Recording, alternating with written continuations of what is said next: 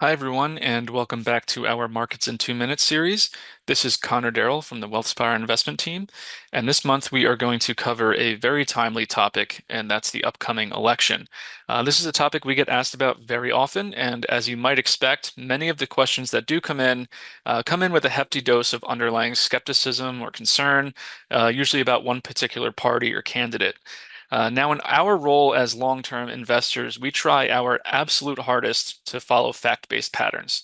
And the one thing that has become abundantly clear to us as we've analyzed all of the historical interface between politics and the stock market is that absolutely does not benefit investors to alter their investment strategy based on what party is in control of the presidency.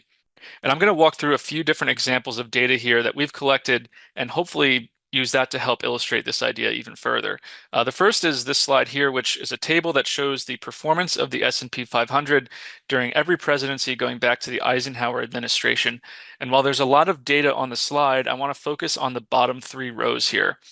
The median return across presidential administrations is around 14.5%. For Republican administrations, the median is about 0.1% higher than that. And for Democratic administrations, the median is about 1.5% lower. So from this, it's pretty much impossible, in our view, to draw a strong conclusion about what party has been better for markets. And it's certainly not possible to arrive at the conclusion that investors should be changing their portfolio allocations based on what party is in power. And that's even more clear on the next slide, where we've taken all of that data and run some scenario analyses. So here we're showing the growth of $1,000 invested in the S&P, assuming that an investor went long only during Republican or Democratic administrations, and then comparing that to the long-term outcome if they had just stayed invested for the entire time. And over those 70 or so years, an investor who stayed put would have turned that $1,000 into almost 2 million. Whereas if they invested based on political party, they wouldn't have made even $70,000. So an obvious conclusion there is that the long-term focus leads to a vastly superior outcome. And this idea expands into sector investing as well. And a perfect example, in our view, is energy policy and energy stocks.